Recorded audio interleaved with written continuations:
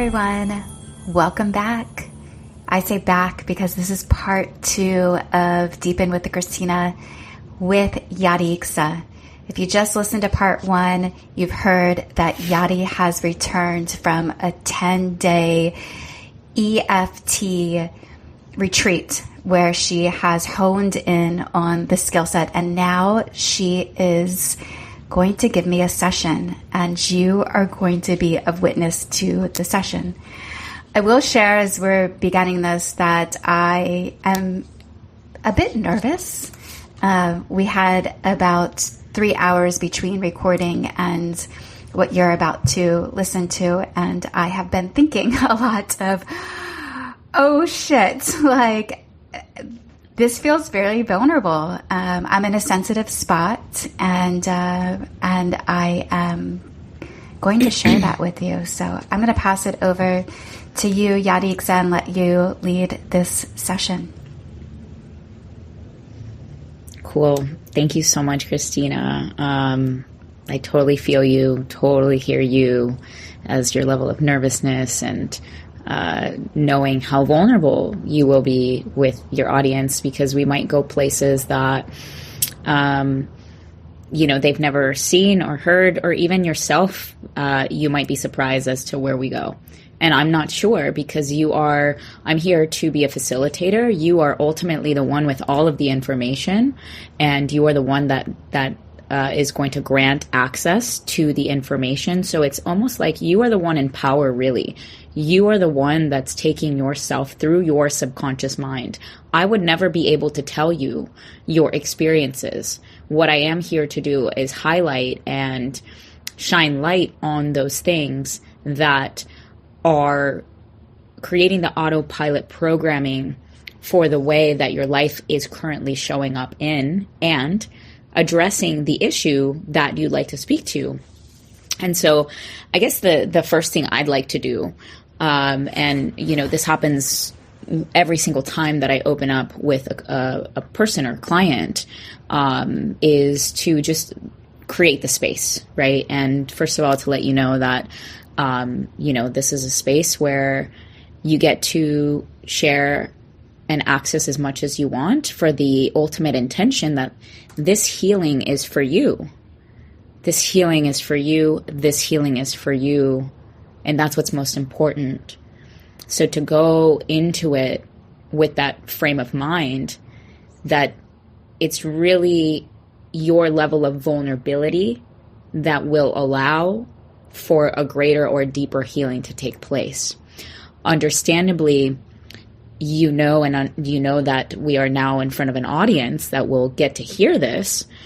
But if you were to just simply give yourself the permission to be here now in this space with me, as only the session is for you, this is not from a place of performance. And it's not to entertain your audience as to, how cool you could look before them, but rather, you're really here for yourself and to heal whatever is going on. And when I say heal, it's just coming into a state of acceptance and clarity and love. And so I'd like to just have you close your eyes for a second, and I want you to take 3 big deep breaths just to ground in the energy a little bit. And so inhaling through your nose, deep. Exhaling with your mouth, open jaw. 2 more deep breaths.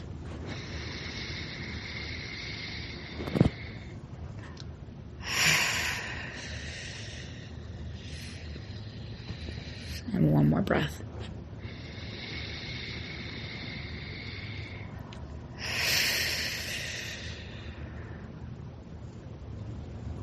Taking a moment to call in all of our angels and guides to be here with us. Calling in any healed ancestors that want to also be online and come through for the assistance and support of you, calling in your higher self, calling in my higher self to allow me personally just to be a blank canvas, a channel, a reflection, removing any judgments, personality on my part of it, and giving the space that your conscious and subconscious mind need to come online with. And what is your intention for this session?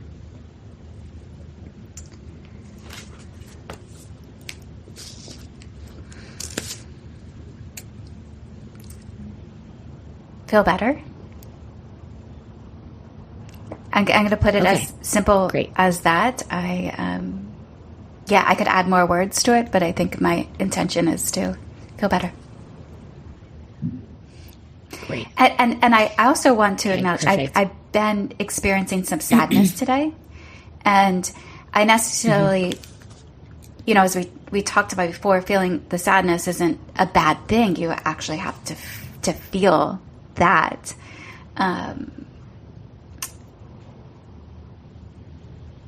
Is the intention to feel better a correct intention? I mean, that's what I had said. To speak deeper into that, I guess it's around removing, to maybe shift perspective or remove any blockages that feels more heavy around the current situation that I'm experiencing. Okay, perfect. And if you want to go ahead and share with us the issue at hand, what's going on for you? What would you like to shift or change? Without going into too much story, I am currently in Miami. I've been traveling with my father for about a month and a half. He has retired after 50 years of work, and I am with him to celebrate his transition and to support it. And my father is a big drinker. He loves to drink every night, smoke cannabis and cigars each night. And my lifestyle, how I desire to live, is different from that. What resonates mostly with, and especially in the work I do, is a space of like optimization. How can I, hack my system to become the greatest version of myself? And so it contradicts with, or his way of being contradicts with how I approach thriving in life. And I love my father, and I want the best for him, and I want to support him, but it's hard for me to be a witness to what I perceive, because it's my own perception of an unhealthy lifestyle. Okay, got it. And so if you were to name the issue at hand, what would you think? If you were to title it like a movie title, what's the movie title of the issue?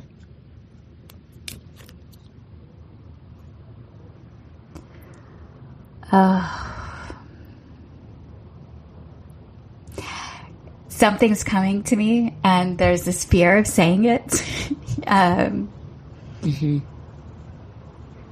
And the fear of saying it is because, again, this is public. But this is my own experience. It would be called My Alcoholic Father. Okay. Thank you. And I don't know if I mentioned this before, but what we're doing right now is just simply gathering information first before we go into the full tapping session. So I tend to take about 20 minutes time, maybe a little less depending on what I hear, of then going into the full tapping experience. So right now I'm just gathering information so I can best support you and serve you throughout the session.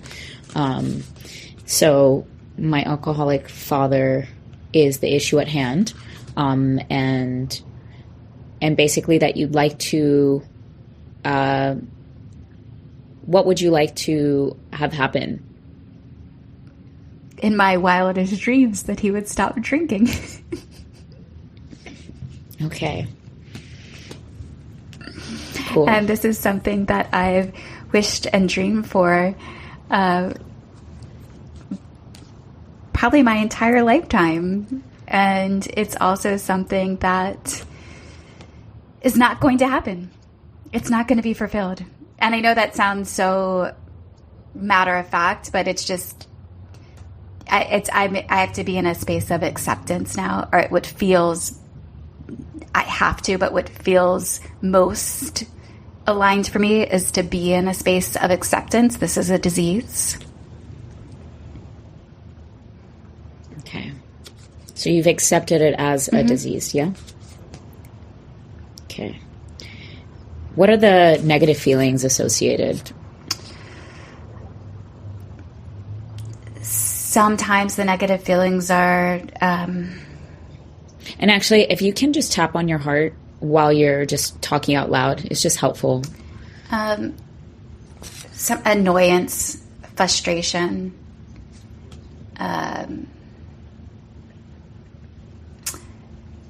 sometimes I feel like I'm putting my life on hold.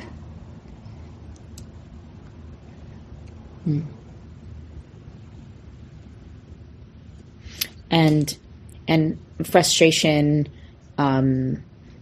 annoyance is more like the feelings. Life on hold is a thought, right? Like it's a belief rather than an actual feeling. So life on hold makes you feel what? Confused. There's a lot of confusion, sadness, helpless.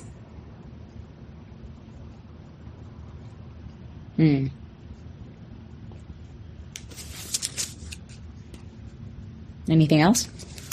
I mentioned... Is it hopeless? Hopeless and helpless? Yeah. Both. Okay. Again, confusion. There's... Like, I want to... my brain wants to be like, why is this in my life? Am I supposed to learn from this? How is it possible that, he's surviving? Like, all of those feelings. Okay, what do you think your culture says about this, or any religious beliefs from your upbringing about alcoholism, all in all?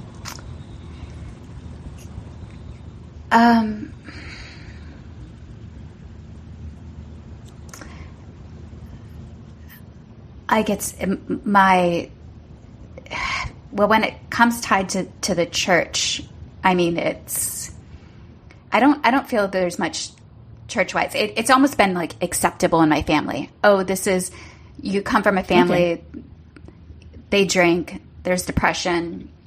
It's part of our lineage.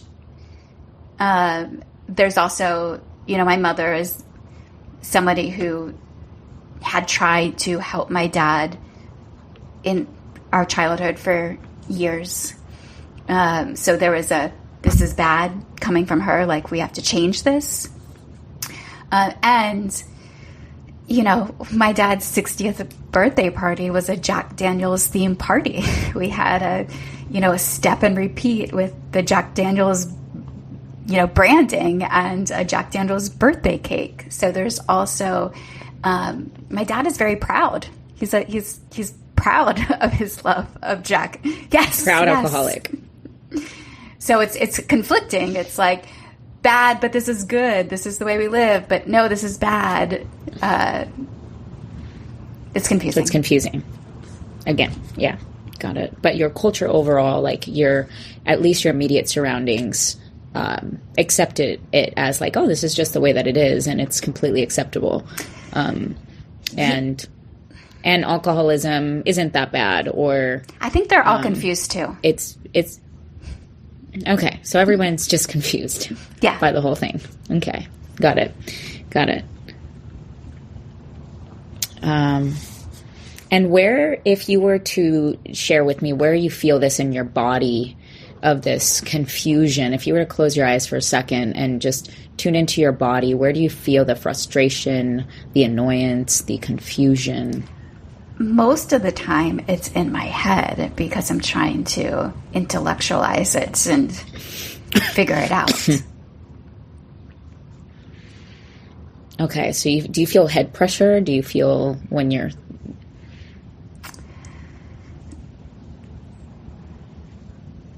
I don't know. Sometimes. Okay. Yeah, sure, sometimes. And okay. And right now when you're talking about it, like if you were to tune in right now in this moment, where do you feel it? Head. Okay. And what is your earliest memory of feeling this about your dad, the confusion, and also perhaps the frustration simultaneously?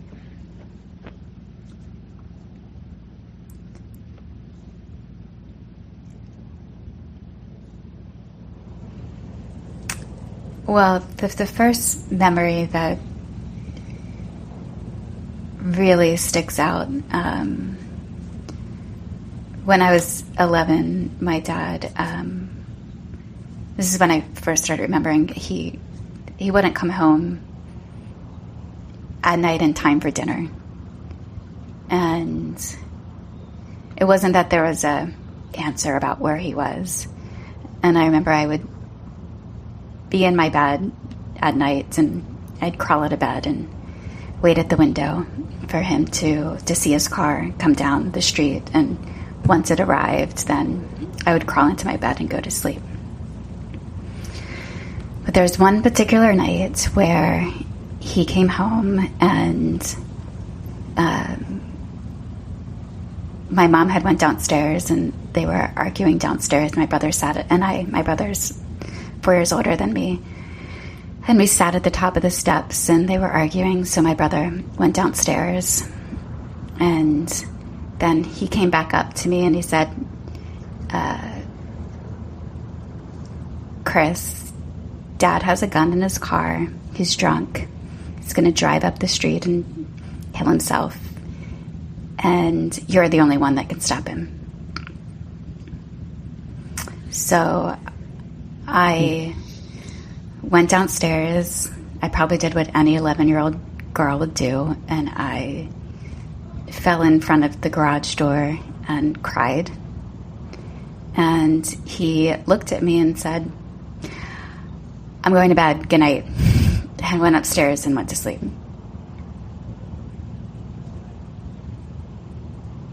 Mm.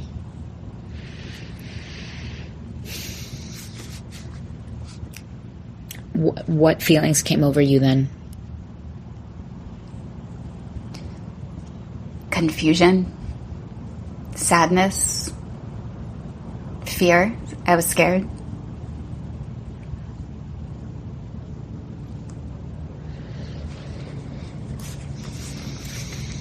Okay, I want to start the tapping. So just keep tapping on your heart.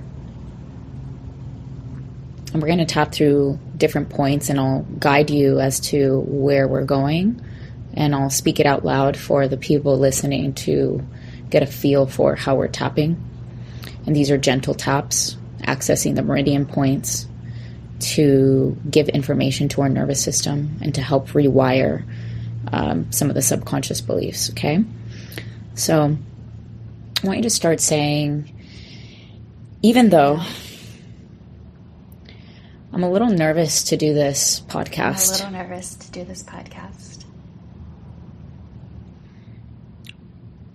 Because people will be listening to my private story.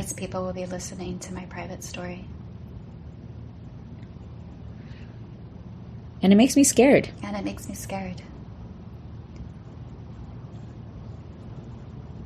The possibility of what people might think. Or how they might judge me.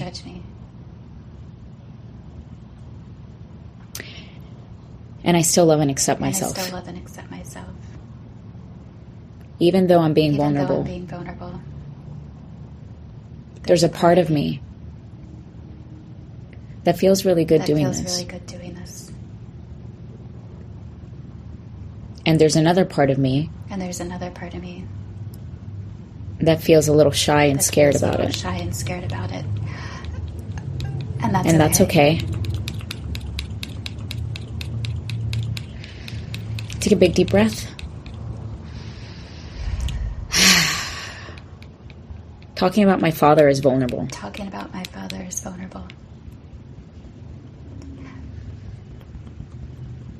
And I've been experiencing confusion for a long time. And I've been experiencing confusion for a long time. And this has been weighing on me for a long time. This has been weighing on me for a long time. I felt the need to be responsible for my father. I felt the need to be responsible for my father. Since that time that I was 11. Since that time that I was 11.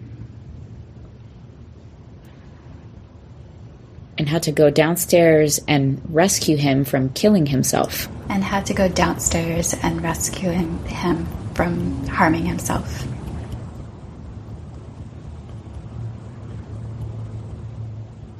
And I've never really processed that fully. And I've never really processed that fully. I want you to tap on the top of your eyebrows. Both hands.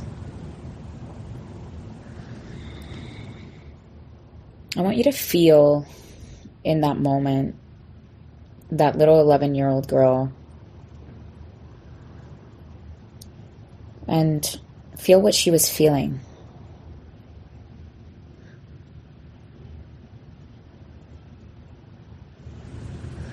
Underneath the cheeks.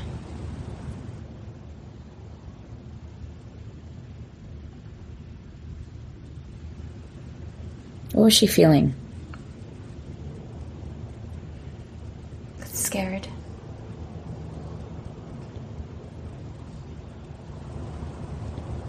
What else? Confused, sad.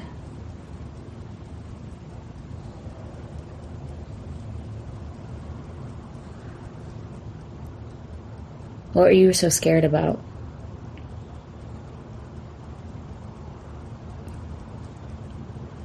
That he would get hurt. And what would happen if your dad got hurt?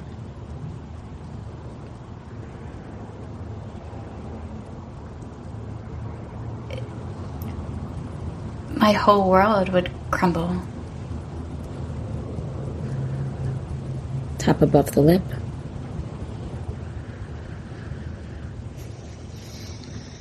And what would happen if your world crumbled?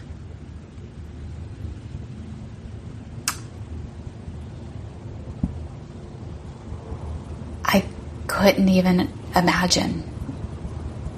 I couldn't imagine what my world would look like without my father. I couldn't imagine what my world would look like without my father. I was really concerned. I was really scared. And I thought I was the one to save him. And I thought I was the one to save him. Because that's what I was told.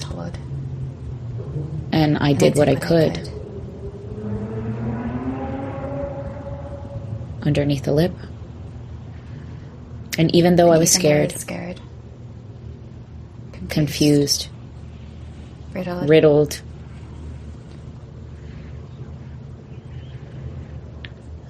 I still love and accept my father. I still love and accept my father.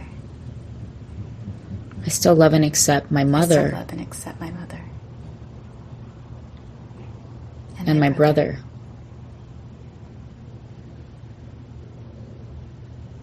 Even though I was so confused about what to do in that moment. I was so confused about what to do in that moment. I took it upon myself. I took responsibility for my dad living.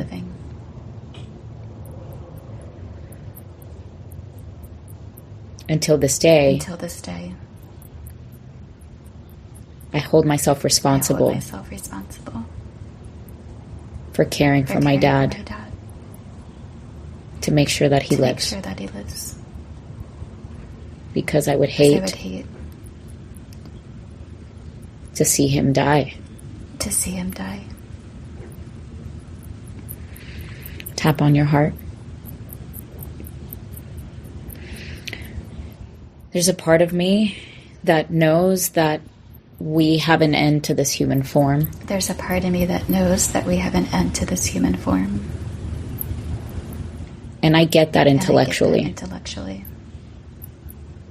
And there's another part of me And there's another part of me that would never want my father that to would never pass. want my father to pass. I want my dad to live healthy. I want my dad to live healthy. I want him to do everything that he can in order to live and I thrive. want him to do everything that he can in order to live and thrive. And I know that alcohol doesn't seem fitting to what I want for my father. It doesn't add up. It doesn't make sense. It doesn't add up. It doesn't make sense. And it's frustrating to watch him. And even though I'm frustrated, I still love and accept myself.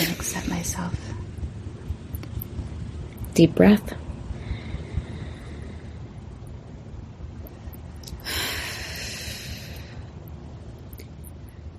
Tap on the wrist. Inside of the wrist. Look at me for a second.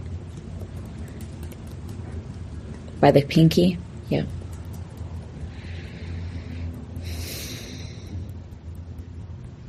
As I'm going through this process with him right now.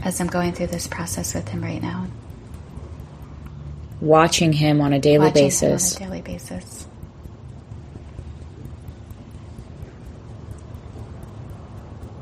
Kill himself slowly. At least that's what I perceive.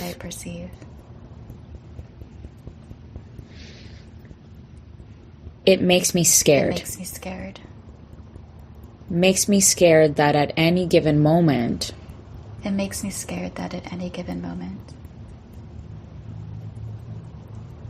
His system could fail.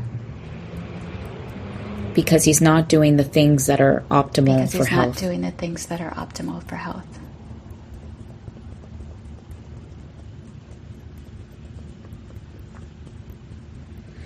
Big deep breath.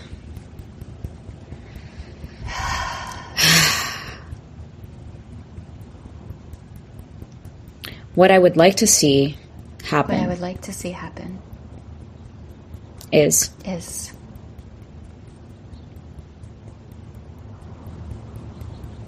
tell me, what would you like to see happen for your father?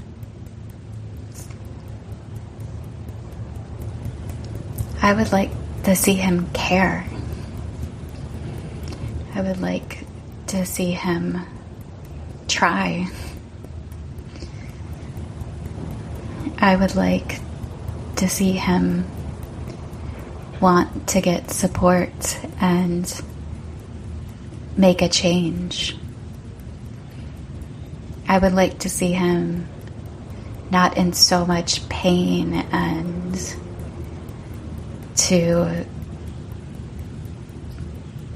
be mobile and happy and exploring life in his retirement.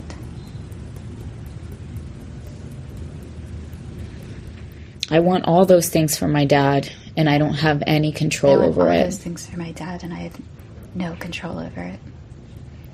I feel helpless.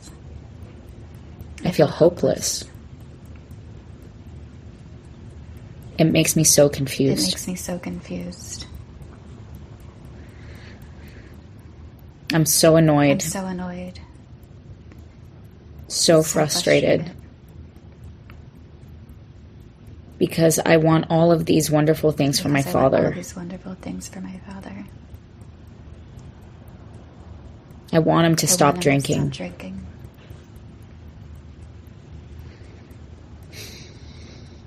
And I can't make him do that. And I still love and accept myself. I'm open to loving and accepting my dad as is. Even if he doesn't do the things that he wants me to. That I want him to. I'm open to still loving and accepting and my dad. open to still loving and accepting my dad.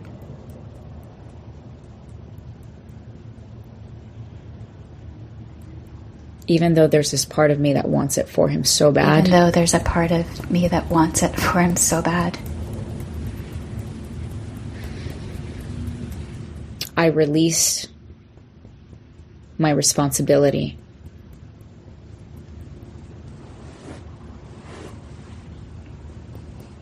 Big deep breath there.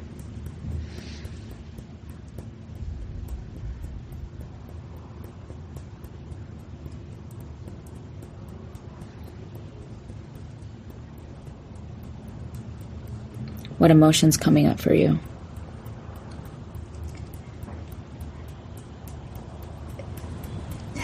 Sadness. It's like that word responsibility throughout this session. I've been thinking it in my mind, well, I'm, responsible, and I've been wanting to blurt it out and say it, and then you said it, and it's like this thing that I almost don't want to release. Like, I want to release it. But that's, I think, the tightest thing that I hold on to is feeling responsible. I have felt responsible for my dad. I have felt responsible for my dad. I don't want to let go of this responsibility. I don't want to let go of this responsibility. It's really tough for me to let go of this responsibility. It's really tough for me to let go of this responsibility. Because if I let go of this responsibility,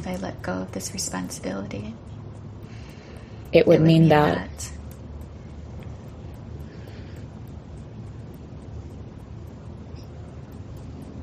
nobody's responsible.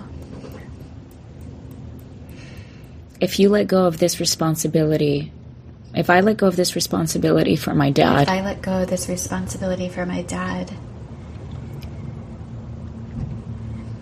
I've made it mean that I can't, that it is my responsibility. Because if I don't, then who will?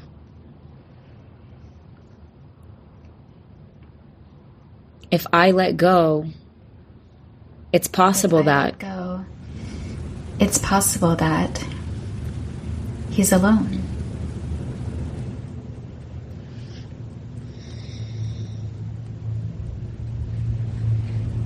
Big deep breath. Release. I know what it's like to be alone. I have felt alone. It feels lonely being alone. It feels sad being alone. I don't want him to feel alone. I don't want him to feel alone. I don't want him to die alone. I don't want him to die alone. That would be so sad.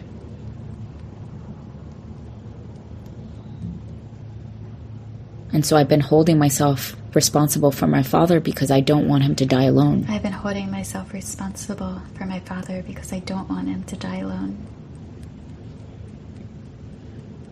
This has been weighing on me for a long time. I have a belief that if I release responsibility, he will die alone. Top of the crown, on top of the head, right here. Yeah. This belief about responsibility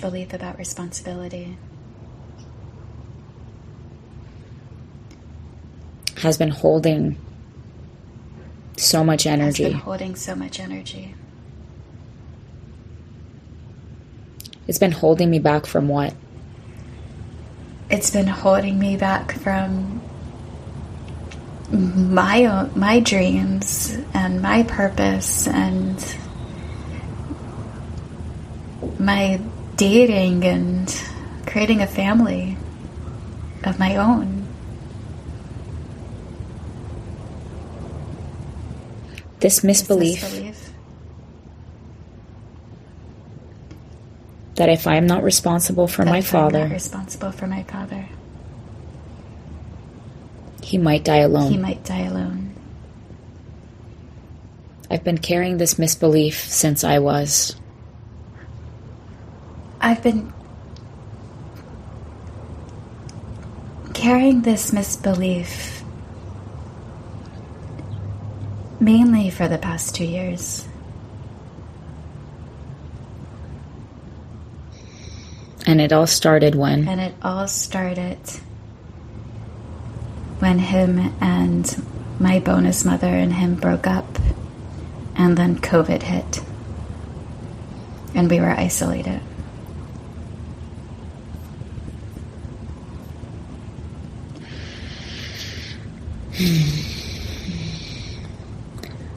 There's a possibility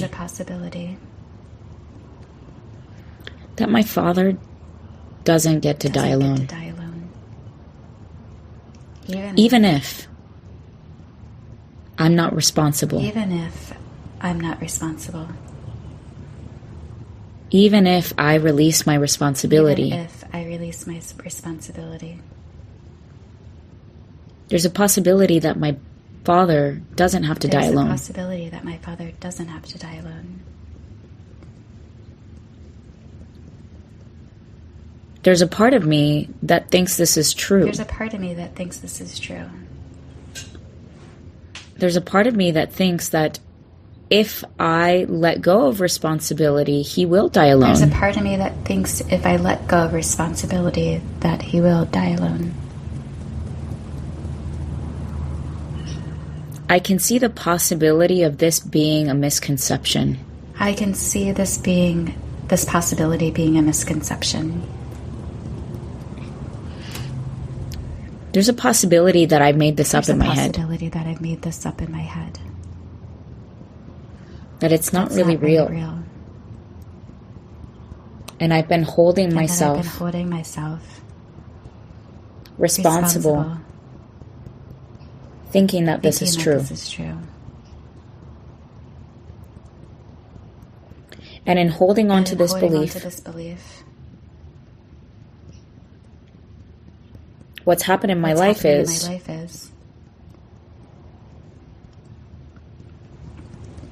I feel a bit stuck.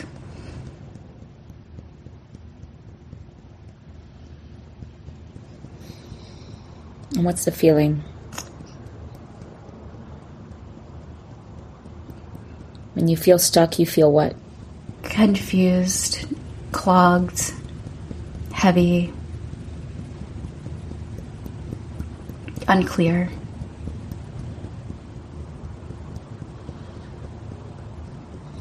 Underneath the cheeks.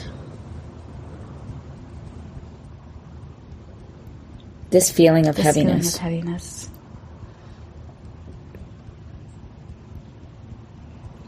Is weighing on me. It's making me feel stuck. This belief is making me feel stuck.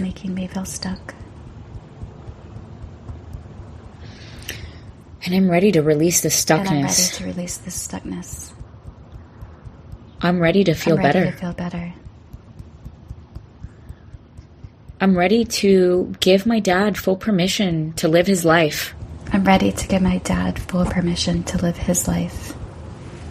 Exactly as he wants to. Because it's his life. The best thing that I could ever do is continuing to be me. To be responsible for myself. In being responsible for myself, I release the tension that I have inside of me, and the tension that him and I are having. Him and I are having a tension right now. I could feel it. It feels like... What does it feel like? What does it look like?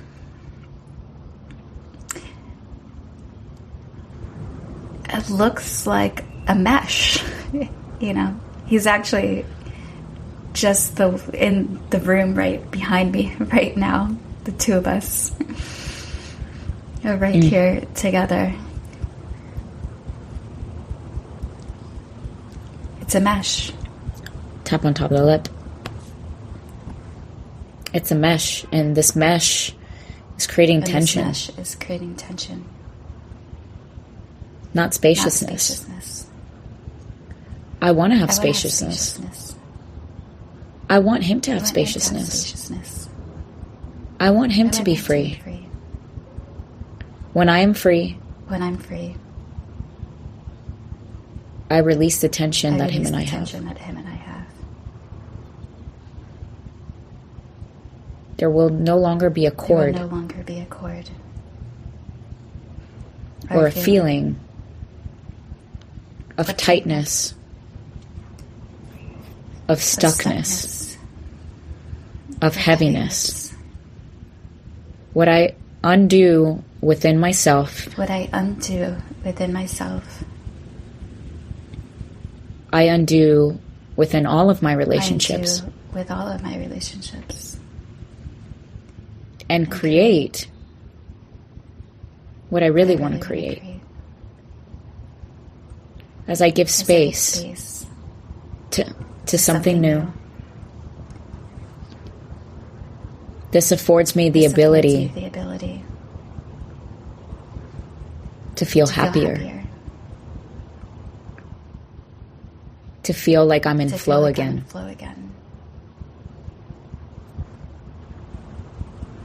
To feel free. I just want me and my dad to feel free. I'm open to releasing this responsibility.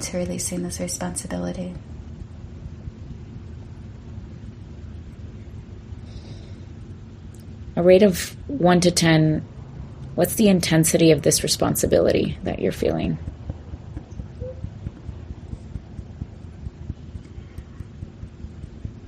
It's loosened. It's loosened a bit, right? I'd give it about a 4. What did you think you started with? A 10. Okay, cool. So we've dropped from a 10 to a 4. I want you to feel how this feels in your body at a 4. Keep tapping on your heart.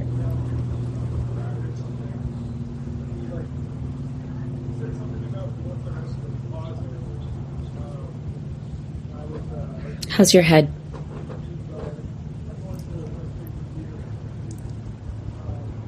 It's flowing. It's not. Is it a little? Because I remember you talking about like what you would feel it in your head. So I'm curious if it's lessened or stayed the same. No, it's loosened. I would say it's not as not feeling like, at times of all this feels like I can feel very rigid and very, I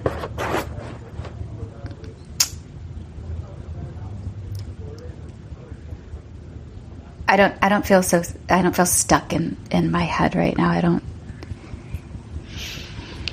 I'm so relieved. I don't feel as stuck in my head anymore. Relieved. I don't feel as stuck in my head anymore. There's a possibility that I could really release this responsibility. It's possible I could release it all the way. I can see the benefits that could happen if I were to release this responsibility. I can see the benefits that could happen if I were to release this responsibility. Top of the ribs, tapping. I can feel lighter in my body. Just within these 40 minutes of tapping. There's a part of me that's a little skeptical that this is going to remain.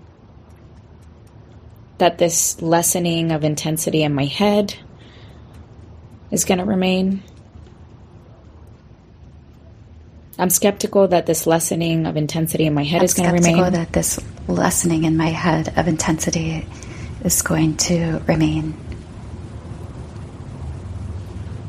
There's a little part of me that's scared that I'm going to go right back to this stuckness. There's a part of me that's scared I'm going to go right back to this stuckness.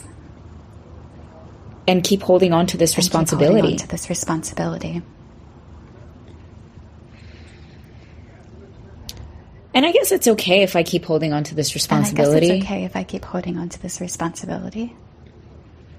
I could keep holding on to this responsibility. I could keep holding on to this responsibility. I could keep trying to control my dad. Trying to control my dad. I could keep wishing that he was doing it differently. Wishing that he was doing it differently. That's okay too. There's nothing wrong with that. And I'm also open to the possibility of releasing it all. I'm also open to the possibility of releasing it all. I wonder what it would look like if I released it all. I wonder what it would look like if I released it all. I'm curious to explore what that could feel like. I'm curious to explore what that could feel like. I'm open to the possibility of this release. I'm open to the possibility of this released. I'm opening myself up to feel and see things differently. I'm open to the possibility of feeling and seeing things differently. I'm really curious as to what that would look like. I'm really curious as to what that would look like. I imagine that it could look like. What could it look like, Christina? Greater flow. That I can go from here to there and there to here. And what about the relationship with your dad? What could that look like if you released that? Less tension, less rigidness, more being me, and being more grounded in that. Because sometimes I could sway in and be like, oh, I'll just join him for drinks because, that's an easy way to bond. But I can still bond with him. Top of the head. While I get to be my own unique self. I'm excited to continue to be my own unique self. And I'm open to him being his own unique self. I want everybody to be their own unique self. Does that ring true for you? Not exactly. Okay. How would you say it?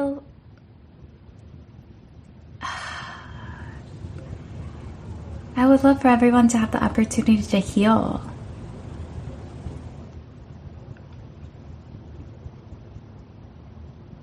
I want healing for everyone. I'm open to the possibility that my dad could heal if I release this responsibility and give him his power back.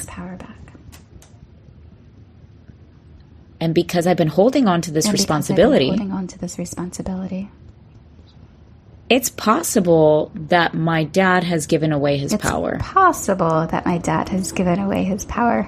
Although my dad is super stubborn.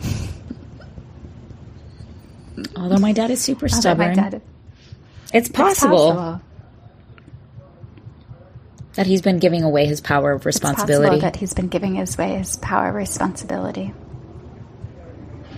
It's possible that if I take my own responsibility for myself, that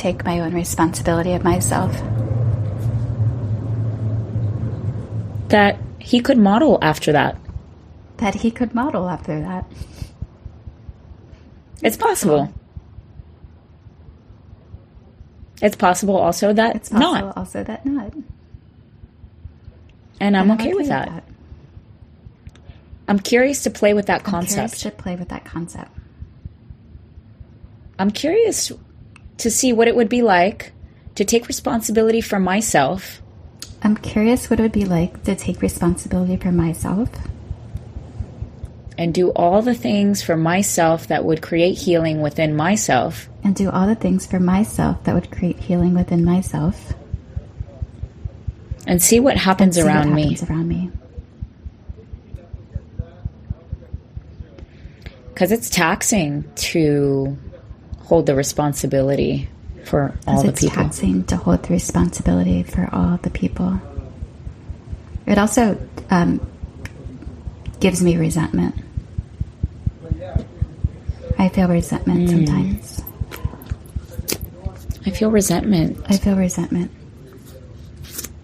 At people or towards yourself? At times I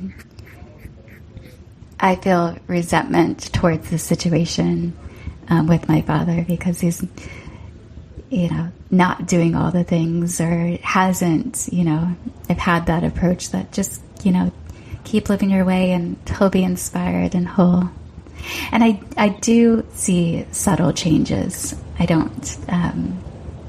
do see, and I see intention there. He does have intention to be better and do better and try better. And so I do see how it does inspire him at times. I want to look at this resentment.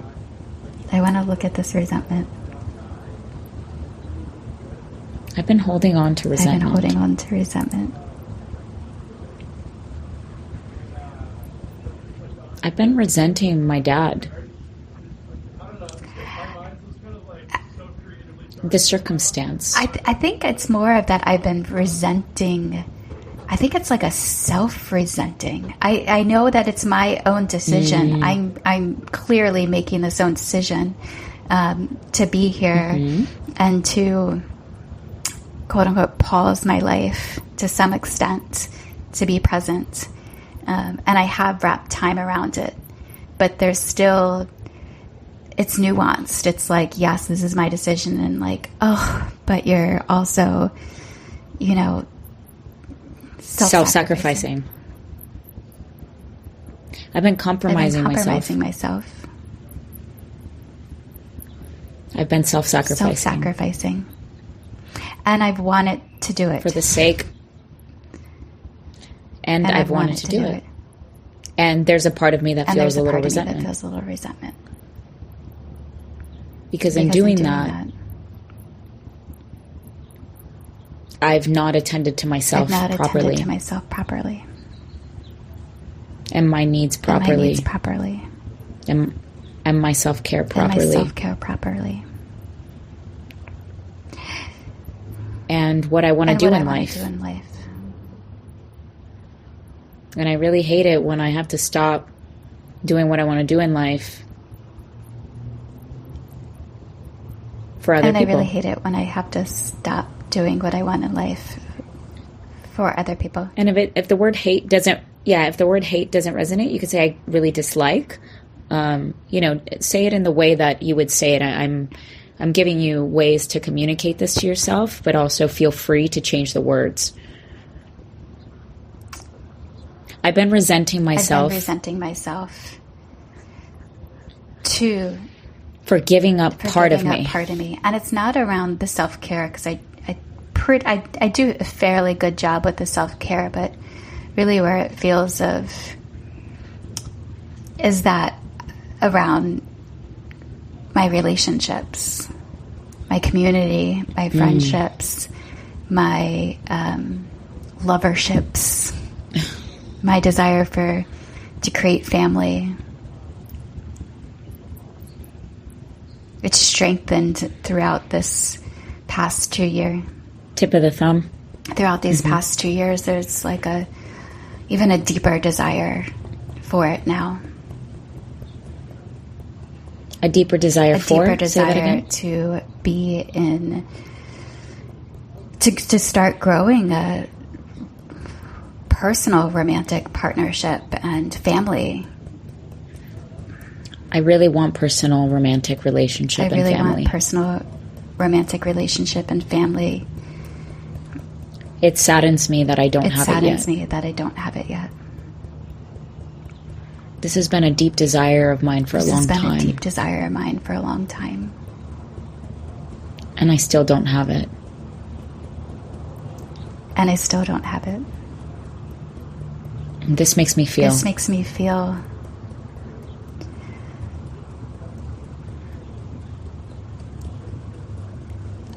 annoyed is coming up. What's wrong with me? Do you ever question that or have beliefs around that? Maybe a little bit. What else comes through for you?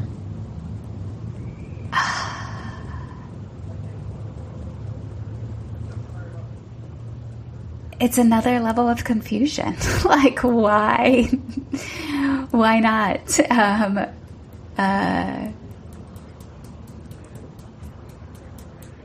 I've been asking myself why I don't have a relationship. Well, I know why I don't have a relationship. I'm not even present for one right now.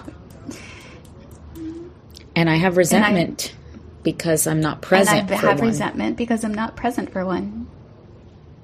It makes me mad. Because I really want a relationship. And I feel I can't be present to it. I can't be present to it. Because I'm holding on to this other responsibility. And neglecting myself. And the level of presence that is required. For a personal relationship. At least that's my belief. I've been believing that I need to be really present. For a personal romantic relationship. There's a possibility that it's something deeper. I'm willing to discover what that could be. I wonder what the block is for me if there's a block. It's really confusing to me.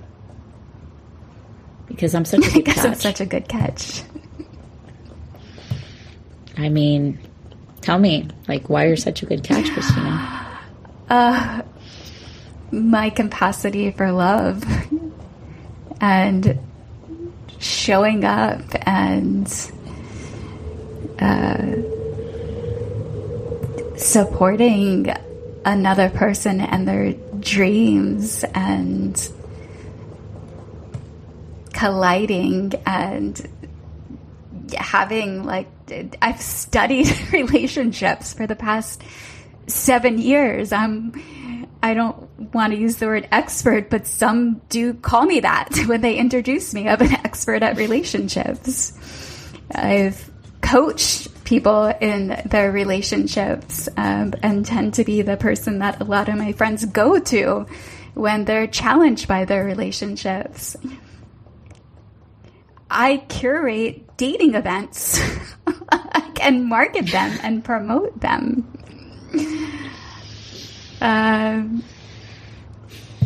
I know what it takes, and I'm willing to give. I have so much love to give. I want to share that love. And a part of me doesn't feel spacious enough. Or present enough. To be able to share that. It's possible that I am spacious enough. That I have the capacity to give and receive love. Although I've been giving more than receiving. I'm open to experiencing both giving and receiving.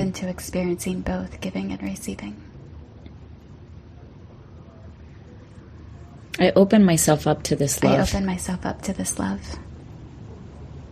that I want so badly.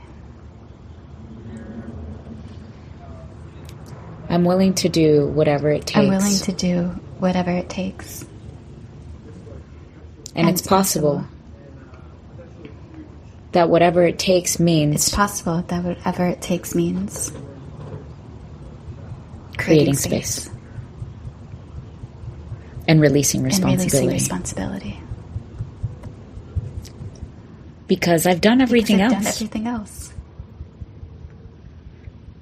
I know how to be in relationship. I know how to show up for relationship. And it's possible that I may just need to give myself the spaciousness by releasing this responsibility. It's possible that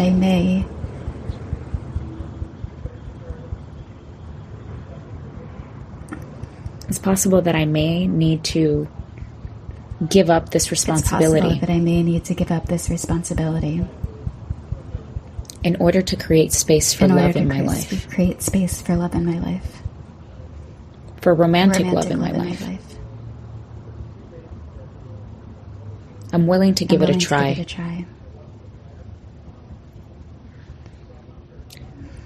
I'm willing to bet on my dad. I'm willing to bet on my dad. There's a possibility that my dad can really take care of himself. There's a possibility that my dad can really take care of himself. He knows how to do that. He's been doing it his whole life. Even before I was born. He's been taking care of himself. And there's a possibility he wants different things than I do. There's a possibility that he wants different things than I do. And I'm open to his way of being. He doesn't have to do things the way I want him to. He doesn't have to do things the way that I want him to. I've been holding on to this responsibility. Because I'm afraid that if I fall in love... my heart may be broken. I've experienced so much pain in love. And there's a part of me that's been protecting myself. I don't want to feel pain. And by holding on to this responsibility for my father...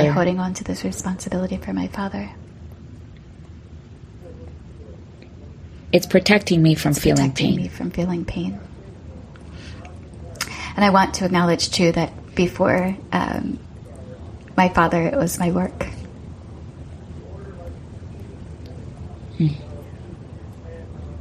Before it was my father. Like before COVID and before this. Oh. It was that once the business takes off, then I'll have the spaciousness. Right. Okay, cool. I'm glad we're getting to the bottom of this. Thank you so much for your willingness to open yourself up to this process. But now I'm ready. I've been utilizing different things to protect me. From potentially experiencing pain in love.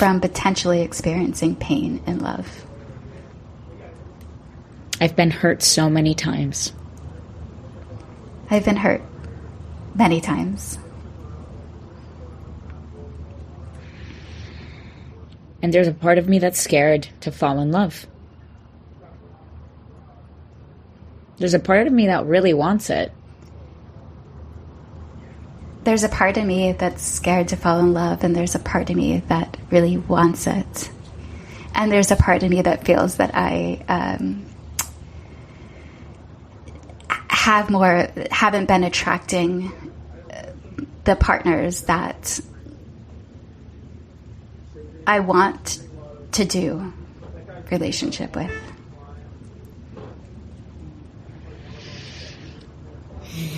Breathe in. Exhale. I feel like I haven't been attracting the partners that I want to do relationship with. I haven't been attracting the partners that I want to do relationship with. The reason for that is...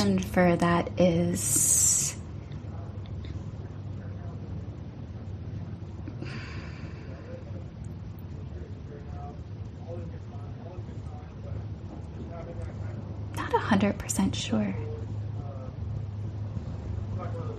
Not 100% sure why. Not 100% sure why. I haven't magnetized. Go ahead. I think partly is I've said before that sometimes I feel that my heart in the past has been a hospital bed for wounded men.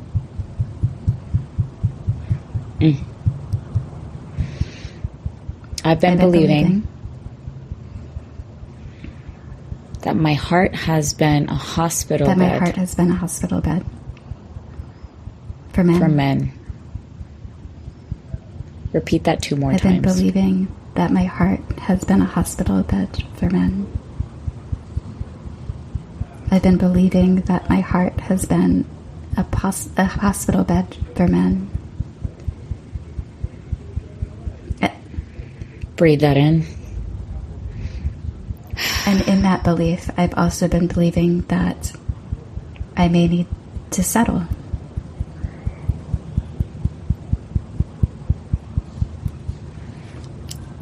I'm just here to help heal them. I'm just here to help heal them.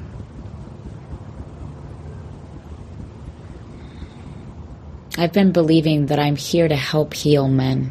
I've been believing that I'm here to help heal some men.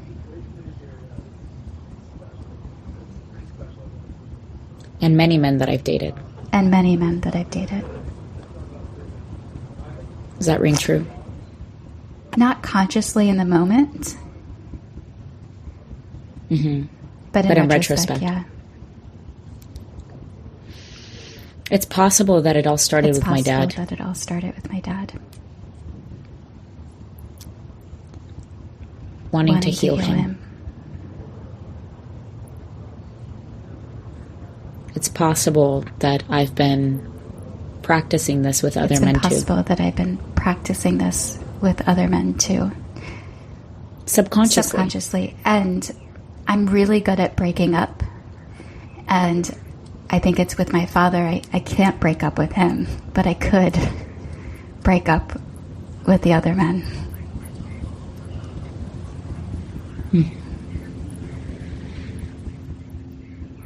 When you say that you're really good with breaking up with them, what does that mean to you?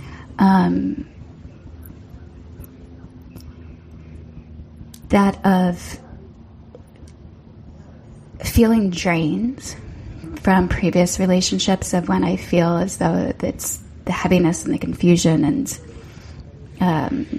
something where I just know that this is not healthy for me, that I can exit.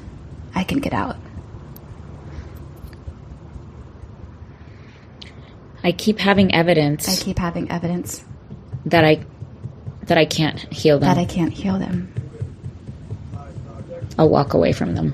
I walk away from them. And I'm afraid to do the same thing with my dad. Partially, that's why I don't want to release responsibility.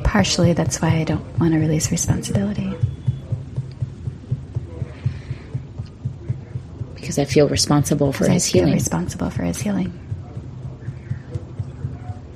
And I don't want to give up on my dad. And I want him to heal. So if I keep myself there, maybe he'll heal.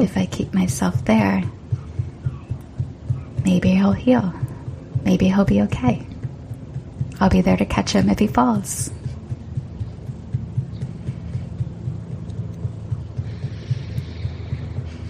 Breathe that in. Sometimes my dad does fall. And you're there to catch him.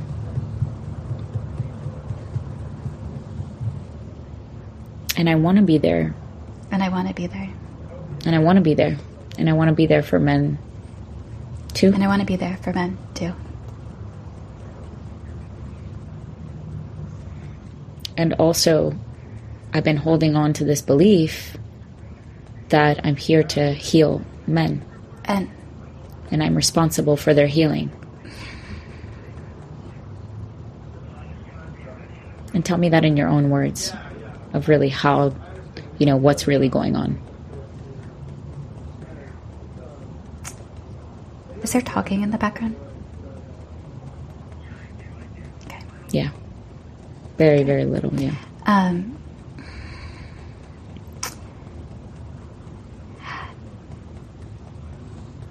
don't know if that rings true of that I'm here to heal men. What does ring true for you? I think I'm here to fully understand relationship and share my experience of relationship, but I more so of past partners that I have attracted, or I've come in contact with.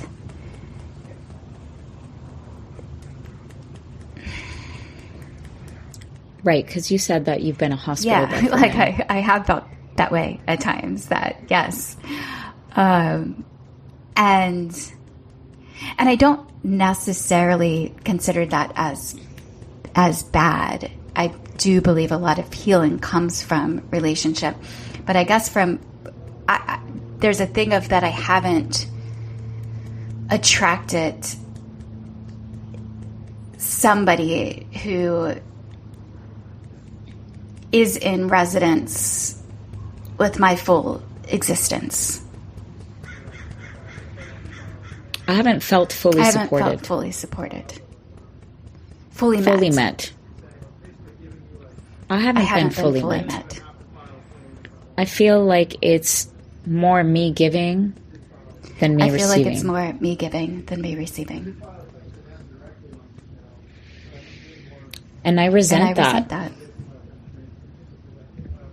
Because I give so much.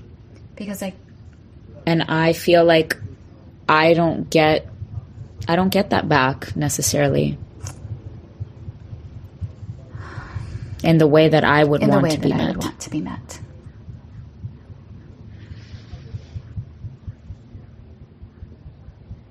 I'm opening myself up to being met. I want to be met. The way I want to be met is by somebody who wants to support, create interdependence, to future think together about a life that is thriving and in service to humanity, and that wants to, over time, collide worlds, and is willing to be healthy and live healthy. And this isn't the right term, but I think of at my level, at the word standard is coming through, but that also feels very negative. But somebody who wants to grow, and to grow in the direction of togetherness. I want an open-minded partner. Who's right there with me. Ready to communicate. In those hard conversations. Ready to meet me in a level of love. Respect. That honesty, transparency. I want to know What else? All of them. I want to deepen. I don't want any lies. This person doesn't have to be perfect. I want to know all. I want to know what's happening in their mind. No veils. And I give myself permission to show up like that too. And I give myself permission to show up like that too. To be the example of what it looks like to love freely. What it looks like to love freely. With no holding back. To give permission for them to be able to do the same. I open my heart to give and receive mutually.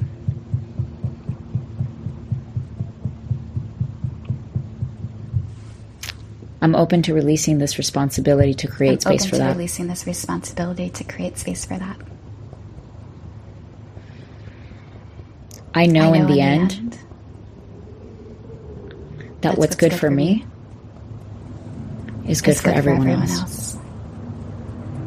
When I compromise, it creates scarcity,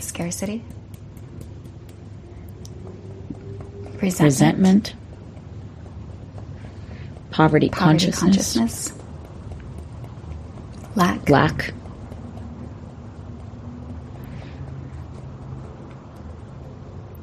Even though I think that compromising or self-sacrifice might be good. I think that compromising and self-sacrifice may be good.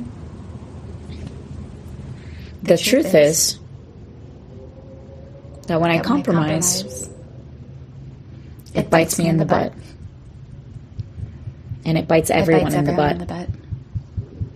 Because then I lash out and blame everyone else. Even if my lashing out doesn't look like lashing out. Because I really don't lash out at people. But internally, there is some resentment that I feel. And energetically, I'm giving that off. So ultimately, compromise and self-sacrifice.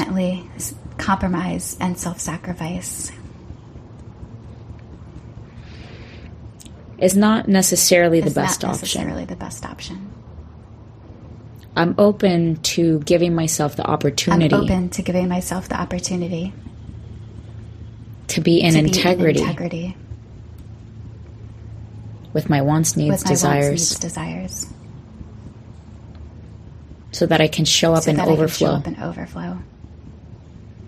for everybody else. The more space I clear within me, the more capacity I have to hold people. Without my nervous system getting wrecked.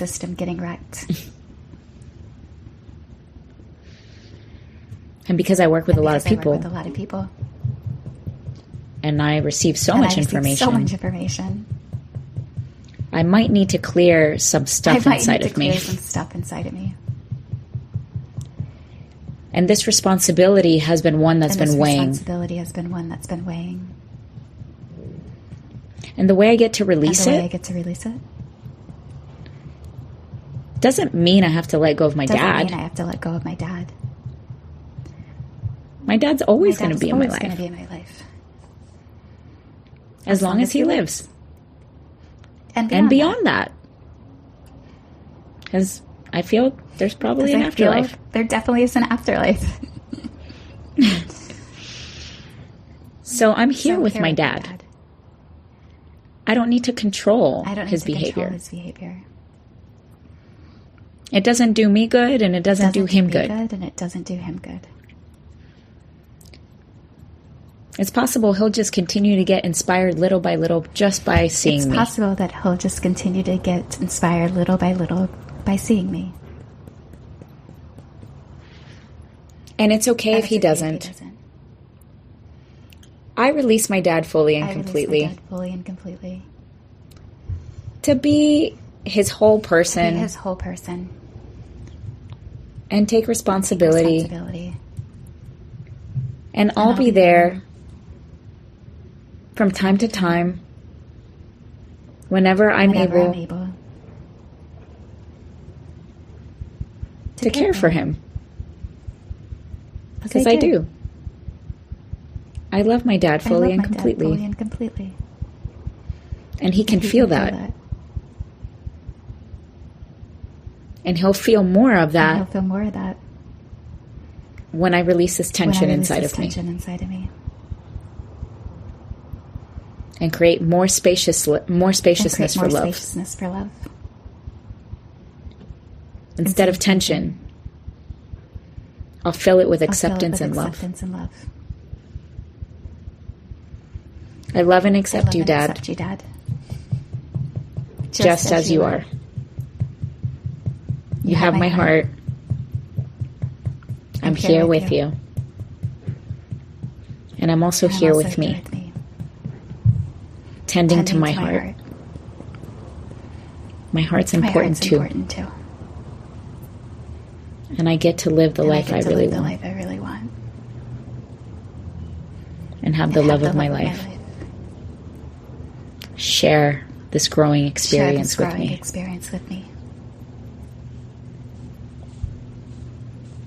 There's a high possibility of this happening now.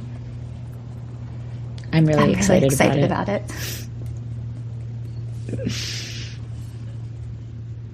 And there's a part of me that's a little skeptical too.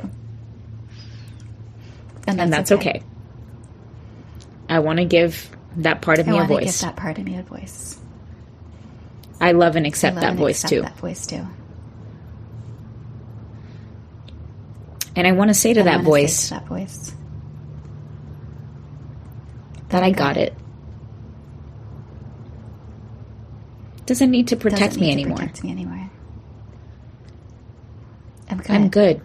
I'm safe. My heart is open to receive this love fully. And give this love fully. Thank you so much for protecting me. And now I release you. Take a big deep breath in.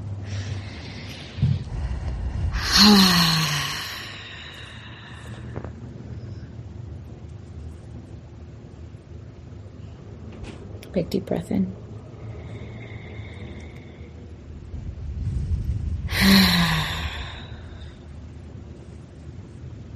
One more time.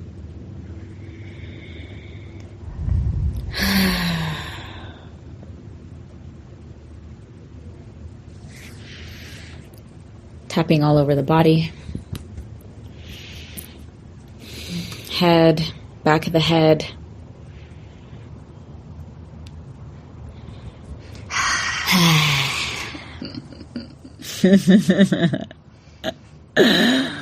How do you feel, Christina? My hands and fingers feel tingly.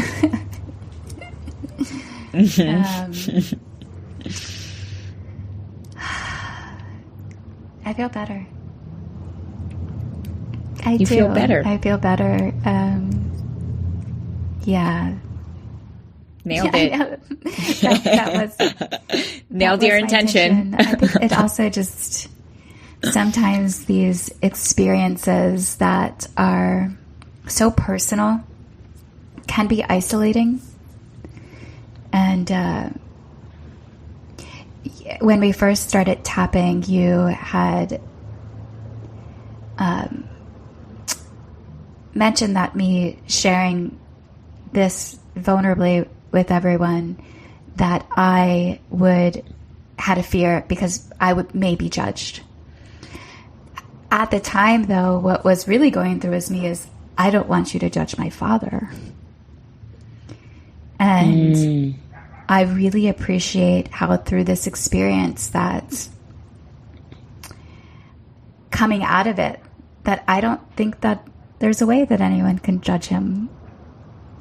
That there's a full acceptance of him as who he is. So I really appreciate the care that went into that. Thank you. Mm-hmm. So what is the aftercare for now? I've just completed this, hour and 20-minute session. What do I do now? So, there's a possibility of now you getting all these memories, that come to you from past experiences, or things that are in the forefront of your mind now that you tapped, that you may not have said out loud while we were tapping. And so it may be important to journal about this, especially since now you've just ended and it's pretty fresh on your mind. I would say that anything else that comes up for you, journal about it and keep writing about it until it feels like you got it out of your head and onto paper. So out of your subconscious and into your conscious mind. When we journal, that's a lot of times what's happening is we're taking it from the back burner and putting it out in the forefront so that we become aware of it.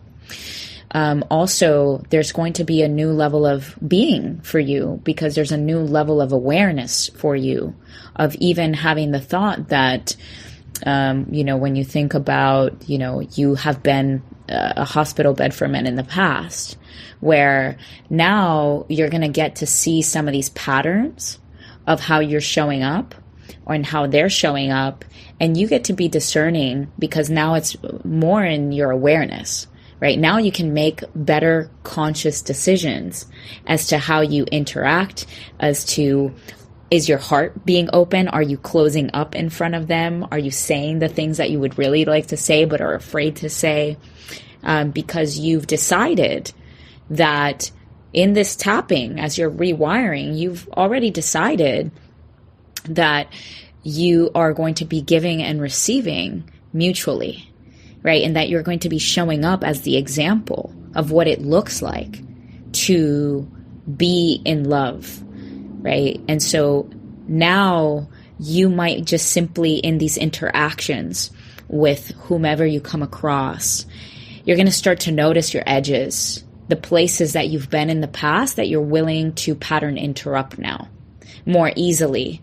And in conversation, it might look like telling them, I'm a little scared to tell you this, but I feel like it's important for me to share, and saying those vulnerable things that you would have not said in the past, right? Your relationship with your dad, now that the intensity has lowered, and I'm actually, question to you is, where is it at now from a 10 to a 4? Did it go any further down? I think it went to a 3. And while Beautiful. It's still at a 3 is because I'm reconciling the idea of worry, because there's still that's something that we didn't necessarily tap about worry, but is and I can intellectualize worry. Like, you can't really do anything, so why be in the state of worry? Do you want to tap on worry right now and finish that up? Might be like 5 minutes. Okay, let's do it. Okay. Tap on the top of your thumb. And this is actually what I also do with clients. If there's something still left within the hour and a half session, we can go through it. So even though I'm still worried, I have this worry about, name it. I have Name this your worry about what's going to happen. Like, I want to know. It's almost, it's what's that. I'm worried about the unknown. I'm worried that I don't know what's going to happen. I don't know what's going to happen. And that kind of scares me. Kind of scares me. Or it stifles me. And it worries me. And what worries me about it is of how I operate in the world. Underneath your how I ring finger? operate in the world with the worry. How do I fully be free? Being concerned at times. I'm still worried. And that's okay. Take a big deep breath. I'm still worried, and that's okay. And that's okay. There's nothing wrong with being worried. Wrong with being worried. Being worried is pretty normal. Worried is pretty normal. Okay, so I'll be worried. And then what? And then I'll release the worry.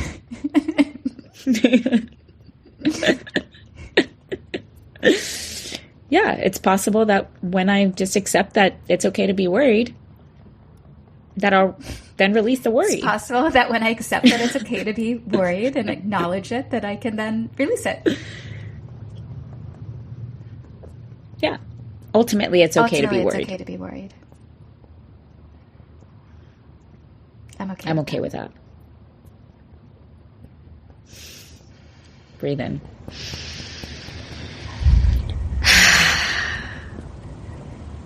Okay, let's stop right there for a second. How does your worry feel now? Fine. No, is it the same? Fine. Or it's fine now. It's almost that I just needed to share it.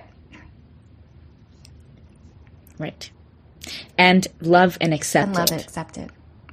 When we bring empathy and compassion and love to the thing that feels bad, wrong, shameful, guilty, it loses its charge.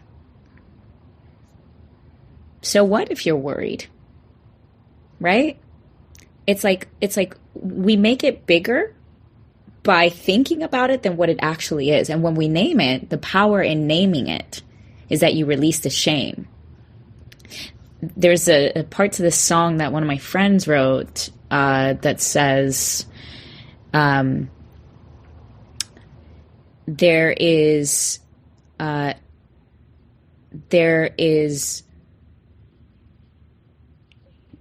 shame in the not naming. When you don't name something, typically it's because there's some shame around it, right?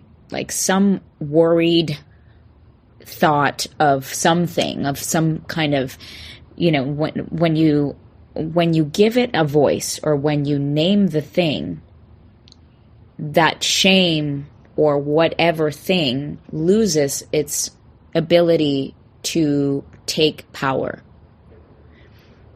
And then it's okay to be worried, and then you release the worry because it's okay to worry. So true. And that's why, that's why when we're tapping, even though we're naming the thing that oftentimes we're so afraid to name because we're afraid that it'll perpetuate the pain and suffering, right? We don't want to go there to not experience the pain and suffering. But in actuality, when you do it in this way of tapping, and bringing awareness to it and giving it love and compassion and naming it without judgment, it loses the charge. That's why love, compassion, empathy are ways to clear the nervous system. I mean, EFT has helped PTSD patients, for instance, in 6 sessions. 90% of their PTSD goes away. Wow. 90% in 6 sessions. Right? And there's so many studies around EFT and its power. You can look up probably any disease, anything, and you will find the research studies. And this is Harvard. This is Stanford. I mean, you name the universities that have done studies around this, and it's beyond powerful. There is something really scientific about what we're doing.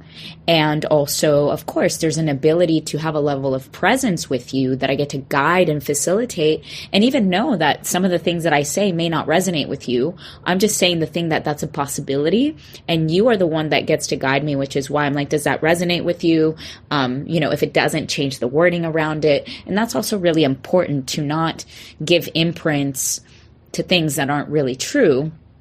And as we go through the session, I'm paying attention to, even your facial expressions or, what's happening for you over there, because I also want to make sure that I'm not the one that's, putting words to what you're feeling or experiencing. Now, will you be doing one-on-one sessions? I now have the capacity to be doing this since I cleared my system. And it's been pretty profound, because I was saying to myself, like, I don't have the capacity, with doing Unleash and with doing all my stuff, a 12-week program that I also hold, to also be doing one-on-one. But now that I've cleared so much space inside of me, I feel so connected to doing one-on-one work as well. And also, my preference is to do large groups of people. That's where I do still feel I hold most impact for the level of energy and vibrancy and all of what I exude and exemplify. So I am still very much so in integrity with that. And I'm also okay to hold these experiences for people in a way that now I feel in integrity with it. Before, it would have been like, I'm doing it because I know I can, because I have the skill set to do it. But now it feels more like it's an integrity with my being to have the ability to give one-on-one sessions. And it's also going to be limited. I'm not saying I'm going to be doing 20 sessions a week, right? That's not it. But I was writing it off as like, it's not even happening for some time. And now I feel like, cool, like I can do, one a day for 4 days a week. And that feels good to me, just for the sake of helping somebody out that really might need this type of care and attention on a one-on-one level. And also honoring my personal needs and not compromising myself over here.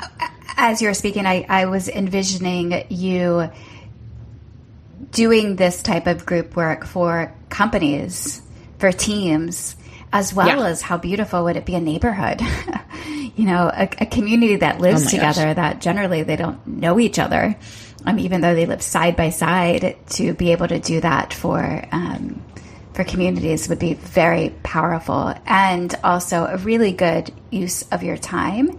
And, this is, a kind of the spectrum of how you actually can free people. There's Unleash, which some people might not be ready for.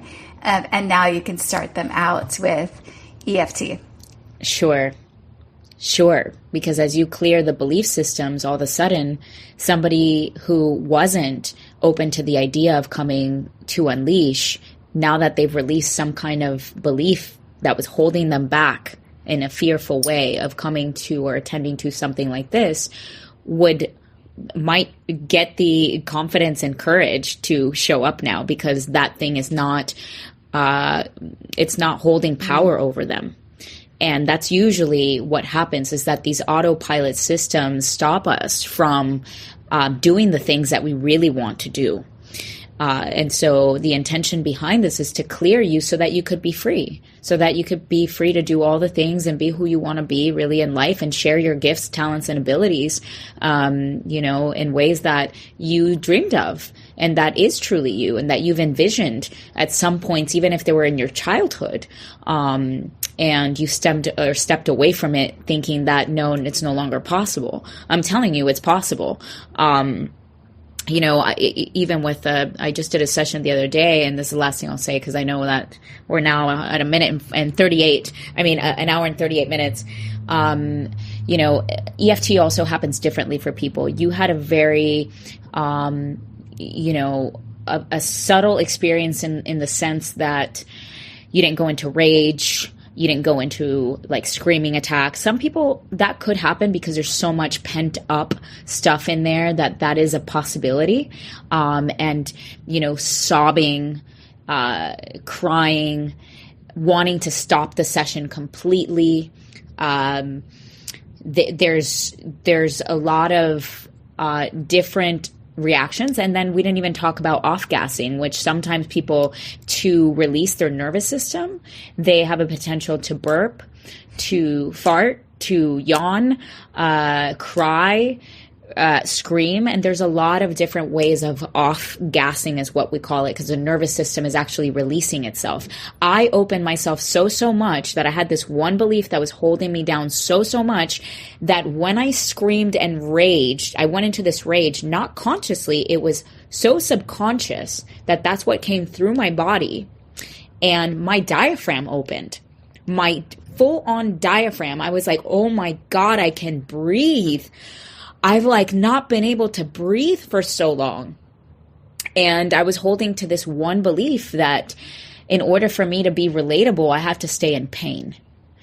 And that's why I've been, getting so many injuries in my body, is because subconsciously, on a subconscious level, I've been trying to not rise above too much, because if I'm overtly happy over here, I won't be able to relate to people. And that was my belief. So the rage that I have inside of me, and resentment, and also for all of humanity that's been holding on to this belief that in order for us to relate, we have to stay in pain, and thereby keeping the collective consciousness in pain, because we all have the same belief about relating to one another in pain, right? So the level of breathing room, that my actual diaphragm on a physical form opened. And that can happen. Miracles can happen. And I've been wanting to sing for a long time, as it's been my deepest fear.